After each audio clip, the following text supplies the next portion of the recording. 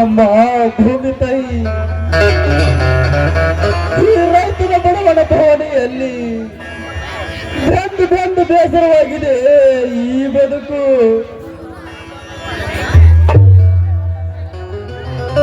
ಬಾಡಿಗೆ ಎತ್ತು ದುಡಿದಂತೆ ದುಡಿದು ದೇಹ ಮುತ್ತಾಗಿದೆ.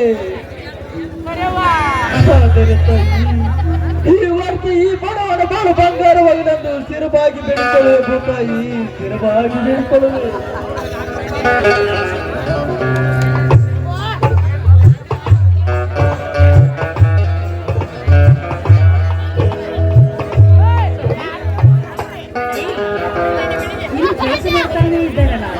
ನಿಮಗಾಗಿ ಬುತ್ತಿ ತಂದಿದ್ದೇನೆ, ಬನ್ನಿ ಕೈ ತೊಳೆದುಕೊಂಡು ಊಟ ಮಾಡ್ತಾರೆ.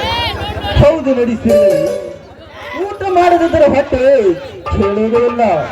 ನಾವು ದುಡಿಯುವುದು ಹೊಟ್ಟೆಗಾಗಿ ಮತ್ತು ಬಟ್ಟೆಗಾಗಿ ಅಲ್ಲವೇ?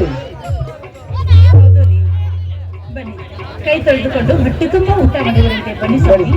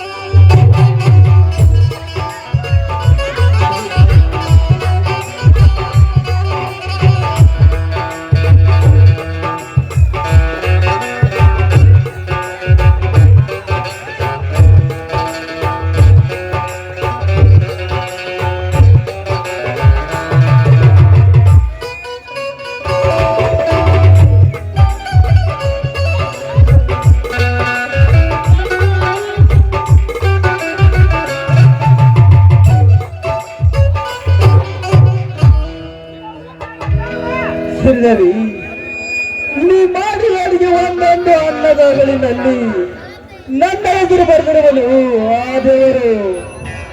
ಅಷ್ಟೇ ಅಲ್ಲ, ನಿನ್ನ ಕೈಯಿಂದ ಮಾಡಿದ ಅಡಿಗೆ ಊಟ ಮಾಡಿದರೆ ಪಂಚಾಮೃತ ಒಂದಷ್ಟೇ ಆನಂದವಾಗುವುದು ಈ ನನ್ನ ಅಂತರಾವತ್ತೆ.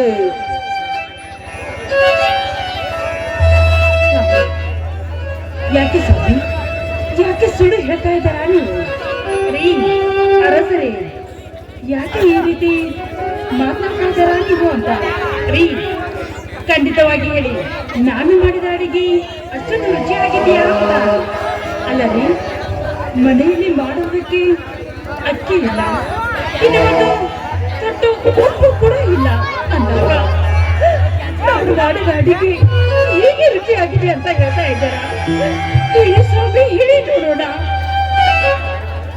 ಶ್ರೀದೇವಿ, ನೀನು ನನ್ನ ಅರ್ಧಾಂಗಿನಿಯಾಗಿ 6 ತಿಂಗಳಾಯಿತು. ನಿನಗೊಂದು ಸೀರೆ ಕೊಡೋದು ಶಕ್ತಿ ನನ್ನಲ್ಲಿಲ್ಲ. ಅದು ಅಲ್ಲದೆ ಮನೆಯಲ್ಲಿ ಎಣ್ಣೆ ಇದ್ದರೂ ಬೇಳೆ ಇಲ್ಲ, ಕಾರು ಇದ್ದರೆ ಉಪ್ಪವೂ ಇಲ್ಲ.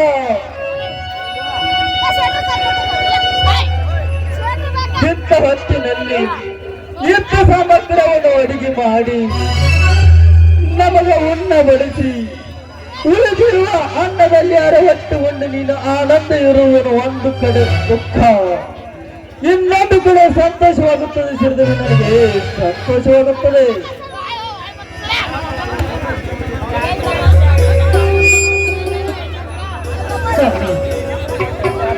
ಹಿಂದೆ ನೀವು ನನಗೊಂದು ಮಾತು ಕೊಟ್ಟಂತೆ ಅದನ್ನು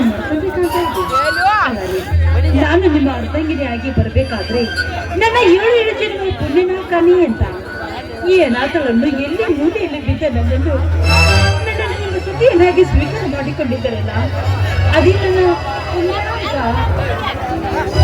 ಸಿರಿದೇವಿ, ಬಡವನಾಗಿ ಹುಟ್ಟಬಾರದು ಈ ಭೂಮಿಯ ಮೇಲೆ. ಯಾಕಂದರೆ ಒಬ್ಬ ಬಡವ ಬೆವರ ಸುರಿಸಿ ಭೂಮಿಯಲ್ಲಿ ದುಡಿದು ಬೀಜ ಬಿತ್ತು ಬೆಳೆ ತೆಗೆದು ಆ ಬೆಳೆ ಬಂದ ದಿನವೇ ಬಂಟಿ ಬಾಗಿರು ಬಂದು ಬಂದ ಲಾಭವನ್ನು ಚಪ್ಪಸಿಕೊಂಡು ನಮ್ಮ ಬಡವರನ್ನು ಬೀದಿಯಲ್ಲಿ ಬೆಚ್ಚಿ ಬೇಡುವಂತೆ ಮಾಡುತ್ತಾರೆ ಆ ಬಂಡ ಭಸ್ಮಾಸುರ ನನ್ನ ಮಕ್ಕಳು. ಸ್ವಾಮಿ, ಯೋಗಿ ಬೀಸಿದ್ದು ಯೋಗಿಗೆ, ಜೋಗಿ ಬೀಸಿದ್ದು ಜೋಗಿಗೆ.